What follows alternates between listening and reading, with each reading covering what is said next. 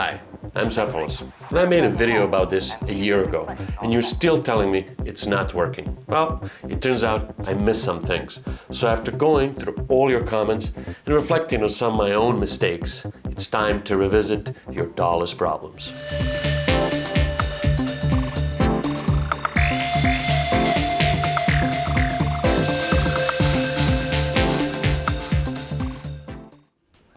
Let's be real, going DAWless is hard.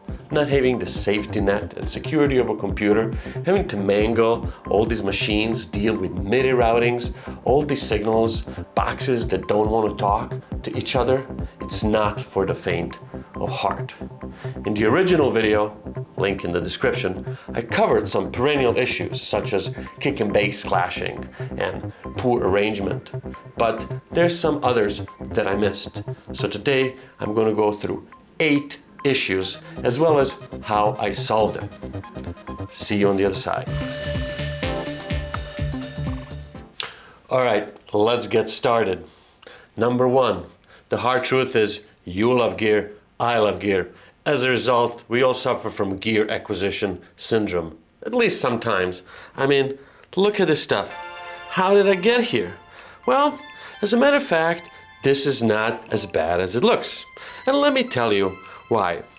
I've been focusing on trance production recently, so this rig is really focused on getting the trance sounds that are part of the classic repertoire. So some of these elements I've been working with for a while. The Keystep Pro, the Roland TR-8S, the Korg Multi. But I wanted to round out this sound with just a couple of pieces. So how did I approach that? Well, you need an acid machine, and for that I reach for the Donner B1. Now, I could spend $4,000 on original TP-303. We could be getting a hardware SH-101 replica by Behringer, but instead I opted for cheaper, more accessible version. As a matter of fact, this Roland S-1 is an amazing recreation of the classic SH-101 sound.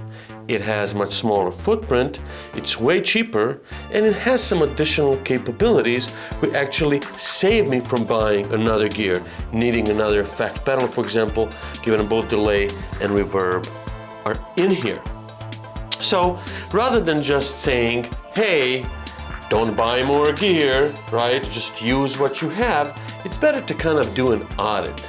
Look through your stuff and ask yourself, when is the last time I used this to produce or to perform? If it's been a year, I would sell it. And where does it fit in your current setup? What role does it play? So if we go through these elements you can see right now, each piece has a predefined role, and as a matter of fact offers some flexibility as you move from track to track. So we certainly need drums. Roland TR-8S does that. This is the acid bass line. Yeah, you can kind of do it on other synths, but this really kind of has the classic behavior of TB-303. You need your polyphonic synth that plays pads, and that's what the Korg Multi provides here.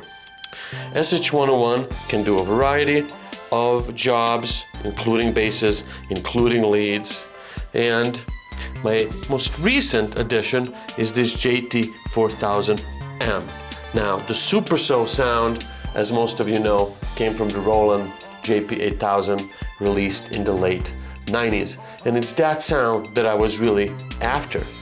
But for only $100 or so, I was able to get this little box, which again has a pretty small price and a limited impact on the overall setup. So be critical of your own gear, think about where it fits, and sell it and use those funds to get something that's maybe more meaningful for you today. Alright, number 2, MIDI and clock signals. Now, this is hard. What you want to do is have a central brain, and you want to make sure that you don't have any loss of signals on the way or any latency issue. So let's look at how I dealt with this in my own setup, and then let's talk about signal flow alternatives that may help you. So in my setup, the KeyStep Pro is the central MIDI clock. So it sends MIDI signals from here into all the synths you can see. So how does it do that? Well, the way that you can eliminate lots of latency issues is to use a MIDI splitter box. I have MIDI Quadra thru. So it allows for one MIDI cable to be plugged into that box, and then it sends 4 parallel MIDI outputs. These are going into the JT4000M here, into Roland S-1, into Korg Multi and the Donner B1. Okay? The KeyStep Pro actually has 2 MIDI outputs, and given that there are 1, 2, 3, 4, 5 machines that MIDI output, one is going directly from here, and then one is going in a MIDI splitter box that's feeding the other 4. This is the best way to do this. When you use a MIDI splitter box, you eliminate the need for daisy chaining, and you have a shortest possible route so that you don't lose any MIDI signals. Now, if you have some modular gear, for example, I often use my West Pest, it's likely to have a phone jack for sync or MIDI. In that case, again, you can use a sync output from your central brain. For example, KeyStep Pro has a sync clock out here, or you can use a MIDI converter. Now, the alternative is to daisy chain, right? Maybe you don't have a MIDI splitter, maybe you don't want to get one. So on lots of synths, especially bigger classic ones, you will have MIDI in output, MIDI through output, and MIDI out output. Now, what's key with these is to understand that unless you send it in the through, unless you plug it in the through input, the signal is just gonna end. So when you daisy chain devices, you first have to go from your clock source to in, and you need another one in through, and then from out from that synth, it would go into the next machine, as you can see in the chart on the screen. The other thing you want to keep in mind is that if you daisy chain lots of synth, eventually you will run into latency issues. Those synths down the line are going to get a delayed MIDI signal, and you're going to have problem with timing. So what I recommend, only daisy chain up to one synth. So basically 1 degree of separation is the most that you want to have out of a central clock, and as I mentioned, a MIDI splitter box is not a big investment. And the final pain point is you have all these different kind of MIDI cables. So I'm using 5-pin MIDIs here. Now these small boxes, as you can see, don't have 5-pin MIDIs. So as a matter of fact, I'm using a TRS cable. TRS cables are these basically mini phone jacks that have tip, ring, and sleeve. In order to connect these, you will need a converter just like this. So for example, this allows a basic 5-pin MIDI to be plugged in into this converter, which ends with a tip, ring, and sleeve, which can be inserted into miniature synth. These work pretty well. Now keep in mind that you have 2 types of the TRS MIDI cables. You have type A, this is a classic type that sends the basic tempo first and then sends the rest of the information with ground last, and then the type B, which switches the roles for the first 2 things. Those will not work together. So do check your device's manual if you're having those problems, and make sure to get the type B TRSs in case that's the problem. So the Roland TR-8S has a stereo output. They're basically 2 mono cables. Each is going to separate mono output. Now, what's really important when you have this situation is that you hard pan the individual inputs. So the left hard pan left and the right hard pan right. If they were set at center, you would completely lose all the stereo imaging that's being sent out. So remember that. The other important thing is that you gain stage. Now, I have a whole separate deep dive into gain staging, link down here as well as in the description. But briefly, you want to make sure that you set these levels pretty much 6 to 10 dBs below 0. So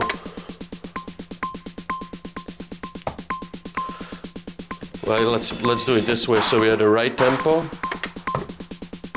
So if we look at the output here, I'm not going much above -12. Let's put the kick in. So maybe I'm licking a little bit in a 0 here. Now, that's not too bad. Now, for live performance, yeah, it doesn't bother anyone if this is going up to a bit 0. You maybe want a bit hotter signal. Now, that will depend on the system that you're plugging into. And if you're doing home DAWless recording, you want this to be set lower so you have more ceiling later on. But this is about right here. So that is the drum machine. We have a similar situation for this synth here.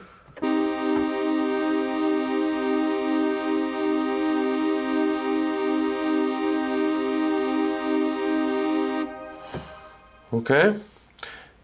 We made sure to have a hard left and hard right pin, and we gain stage using the preamps here, again, to make sure we're not going much above -10 to -6.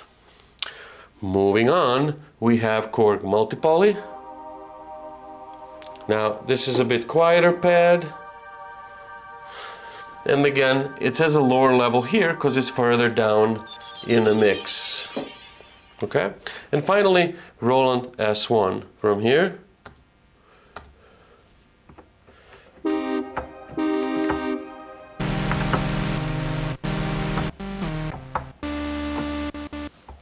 Okay? Again, it's a bit down in the mix, so it's a weaker signal. Let's hear it all together again.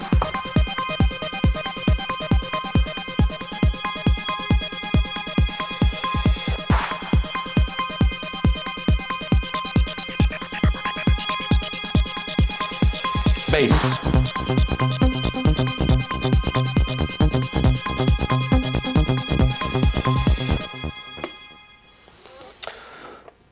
Again, remember that because these are stereo channels, so you have two inputs in one channel, this is not panned hard right and hard left. Otherwise, we would only have left or the right side. So these need to stay in the middle.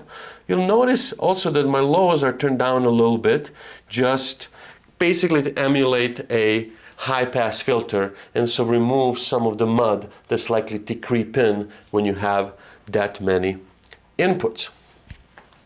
Now, there's some other subtleties going on here, and that is because I didn't have an additional input for the Donner B1. And as a bass-in, it could be useful to sometimes sidechain or to process it with reverb that's not included in here. There's an analog delay here, but not other effects. So I'm basically feeding this Donner B1 as an external input in the TR-8S. And I have a control here for the level of the incoming signal. So if we just do the drum and bass, so no bass, too much, and we know it's too much because look what's happening at the mixer. So if kick is kind of occasionally licking 0 here, this is also too much. So look at the levels and listen with your ears to find the right balance.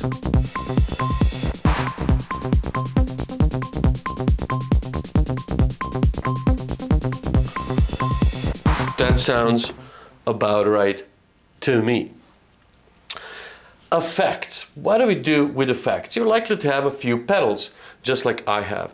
So because the JT4000 doesn't really have any effects, I'm routing it through a reverb here. So the audio out from here is going as a single mono input in a Blue Sky reverb, but the Blue Sky has a stereo output. So I actually have the stereo output that's eventually then going into the mixer. This helps stereoize this sound.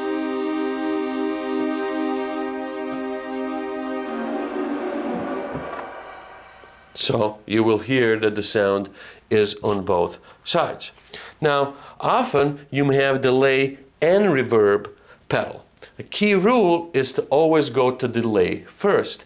And why is that? Well, it's because the delay pedals will create additional notes, additional sounds. They also may be stereo delay pedals in which they'll distribute those sounds to different sides, the left and the right side of the signal. Now, if you put reverb before that, the reverb signal as well, so the wet part of the reverb signal will also go into delay and you end up with a mess. Now, there may be experimental ambient circumstances for you to do that, but in general, you're always going to have delay first and then reverb on your way to the mixer, as you can see on this chart here. If you apply saturation or something like that, that's usually best done at the end, but again, you have options there. You can see these principles on a Korg Multi as well, in the sense that you have pre-effects, modulation, and applying some saturation at the beginning, and then delay comes before reverb, although there are again routing options. So, to recap, what you want is usually applying saturation and distortion first, then applying delays, and then applying reverbs. Now, a final option with effects is to have send effects. So for example, on Roland TR-8S, it has reverb and delay send effects, where you basically set up one effect, and then I can dose how much of that effect goes to individual drum channel. There are also send effects on most mixers you can use. Those can be really good for making sure that you can have a one color palette for everything, although often you really want to process individual synths with effects. Number 4, choosing your mixer and recording the jam or live performance in front of hundreds of people. So, right here I have Multimix 8 by Alesis. It's not a best mixer, but it really works for what I needed here, right? It has enough inputs to handle these machines. Could use a couple more. As I mentioned, the Donner B1 is actually getting summed here with the Roland TR-8S output, so there's only 2 stereo for both of these machines. But that has worked. It has a pretty small footprint. I'm not really using these internal effects that are not that great, but it has the cues, it has the basics, it even has some auxiliary returns if you wanted to loop in some send effects, including external effects pedal like this Blue Sky. So what do you want to look for in a mixer? Well, there are so many options, but recording your live performance is one of the things you probably want to be able to do. Now, there's lots of different ways to do this. This Multimix can't record, right? There's just a audio output that's going out, going through electroanalog heat, but basically only thing that you have here is a stereo output that's going somewhere. Now, for a live performance solution that I recommend, if you have a mixer like this, is to get something like the Zoom 4 here. This little thing is really cool because it has 2 inputs here, so you can feed a stereo signal. It's really high quality, and you can even record your voice simultaneously. As a matter of fact, there's a video down in the description where I've used this to record while I was on the road. So this is a really good solution, and it's not that expensive. Of course, you cannot do tweaking afterwards, you cannot do post-processing, only mastering, because you have one stereo out. Your other option besides a mixer like this is to have a mixer that has an SD card in it. So for example, I have Tascam 16 that can record on an SD card and can record directly in a computer. If you want to see how that whole DAWless recording setup works, check out this video right here.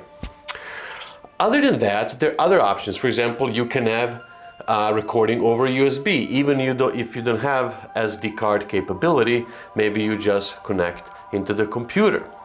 There are also cables that can take you for a USB output from a mixer to a smartphone, so you can record on your smartphone. In all those cases, you're recording only a stereo output. If you really want to be able to tweak things in a DAW later on, then you need a multi-channel, multi-track recorder.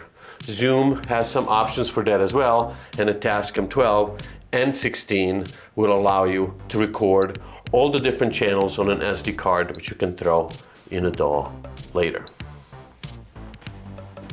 Number 5, rig ergonomics and space. So if we look at this stuff, it needs to be accessible. Two of the most common complaints I see in your comments are table space, so you run out of it if you're adding synths, okay? They're great stands you can use from Synthrise, you can layer synths, but certainly on a gig, you don't want to count on lots of space. And often the table and spaces may be pretty narrow. And of course, reachability is a part of that. You want good ergonomics, you don't want to be bending over. So let's look at the rig here. I would say this is about as big as you want to go for any kind of live performing situation. And even though for live shows, I will downsize this even further. However, I think it meets a few criteria. Harking back to what we talked about regarding the mixer, you really want a smaller mixer. Mixer is likely to really take lots of your space outside of maybe a polysynth like this. And this is not even a biggest one. But if you only had small boxes like this would again takes a lot of space. So I think 8 channels, 12 channels is the most that you can have. A mixer that has outputs on the back, like Tascam 12, is even better, because then you'd save all this space that's taken up here. Or you can get a stand so that you can angle this and save lots of space. The other ergonomic factor is reachability. You want to have things really close to you so you can reach for them easily. So I have the KeyStep Pro right here.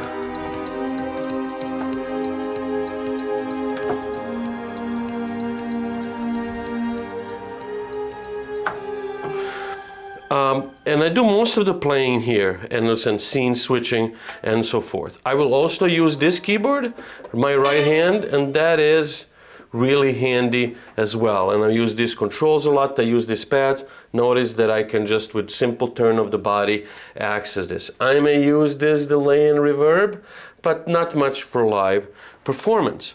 Same thing with this. So if we play this, for example, this has demotion, so you can take this box,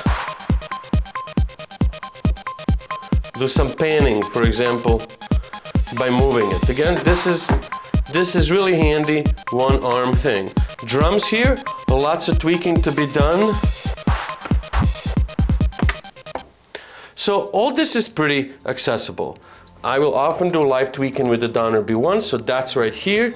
Live tweaking on the reverb, that's right here. So everything that I'm using is in the arm's distance. Do some tweaking here maybe, that's also handy.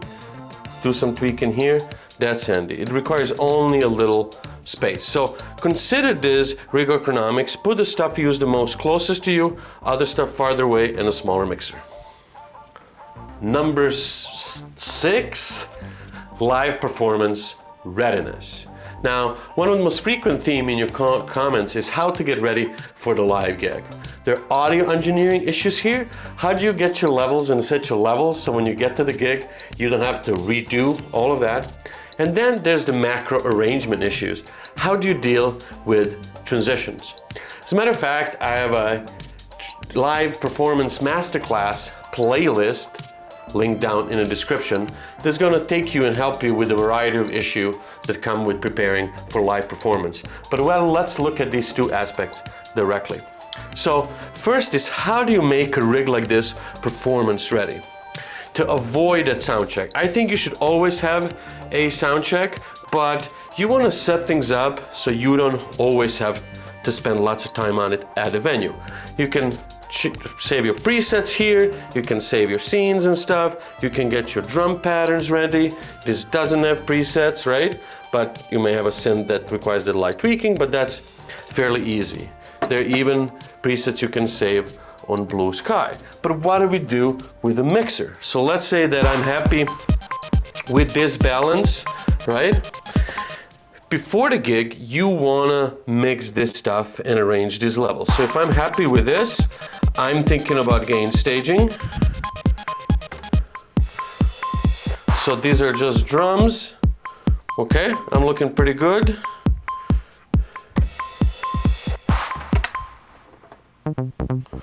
Just bass, looking good. This is a more background element, looking good. We gotta wait.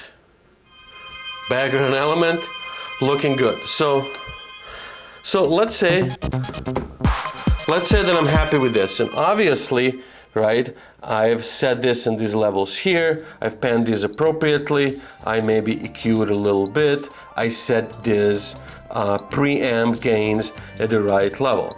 But I don't want to have to redo all this once you get to the gig. So the solution is, take a picture of this. If you're worried that these knobs are going to change in your bag, which they probably will, right?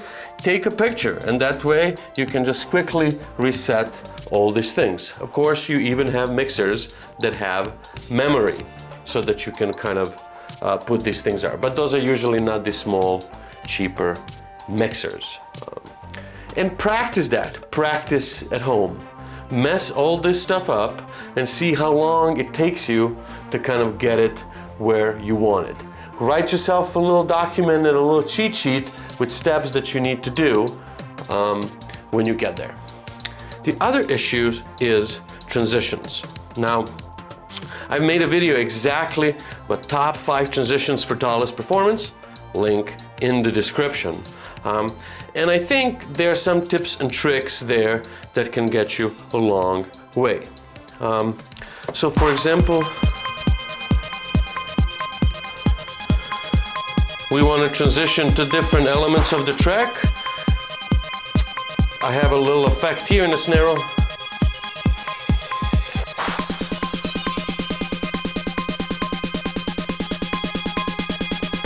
Increasing noise.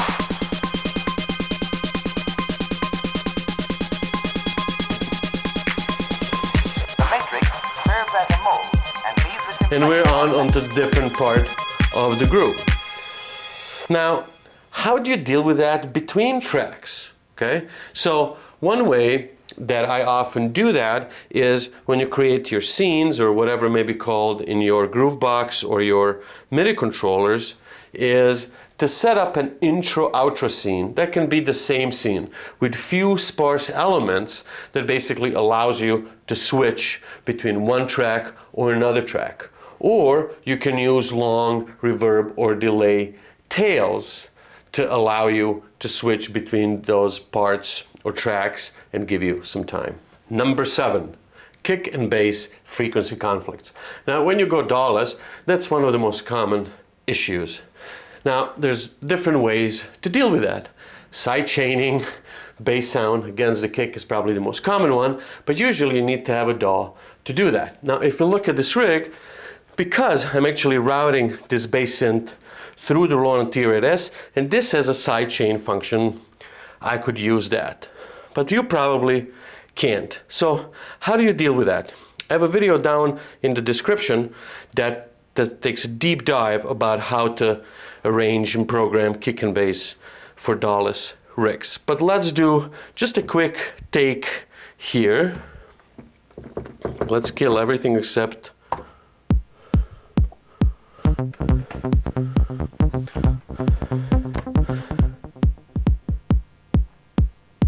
So this has a pretty good low end, a little bit of a click, right? And whatever bass is doing, we don't want to drown out that. So let's listen to the bass. Let's hear if anything's going to get lost from the kick once the bass comes in.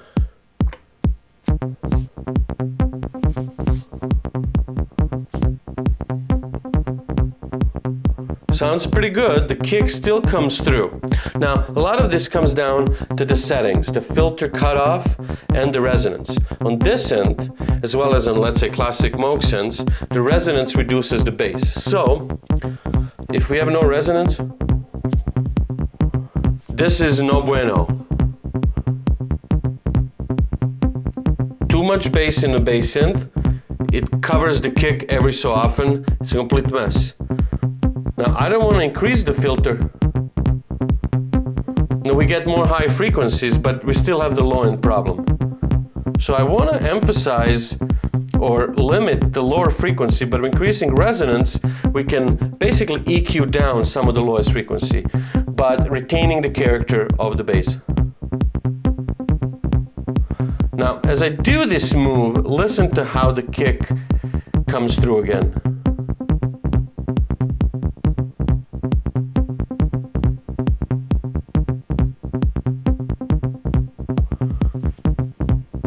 So now all of a sudden the low end of the kick can be heard again. So really you have to experiment and fine tune these things and listen for the low end specifically. And finally, number 8, the DAW hybrid question. What is DAWless? Where does the line stand? What is even live or DAWless? Well, lots of opinions out there. I think the key part when you're working with hardware is to have the hardware experience, to have these machines, to interact with them. However, that does create a bigger challenge than working in a DAW in terms of understanding audio processing, MIDI flows, etc. Now, of course, even some groove boxes, this is not really a groove box, but sort of, but you know, even if you're working with some electron groove boxes, in some sense you almost have a DAW in a box. It allows you to do lots of editing, and the TR-8S does as well. You can have samples here, you can kind of pitch things up and down. I would argue that's still not a DAW workflow, because ultimately it's only one element and you still have to deal with the physicality of it.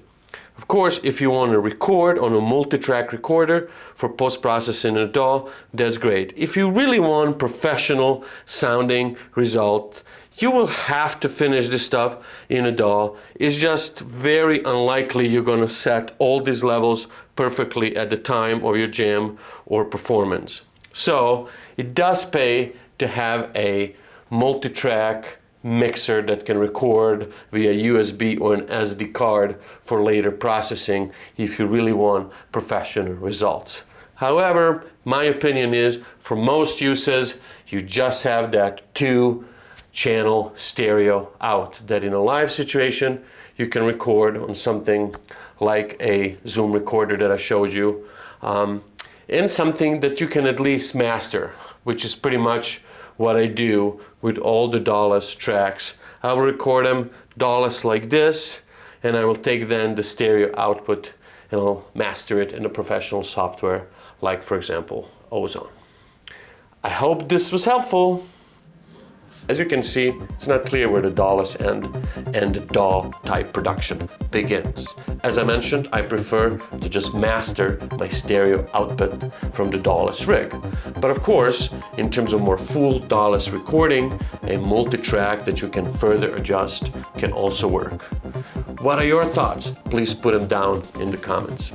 I'm Cephalus, and see you on the other side.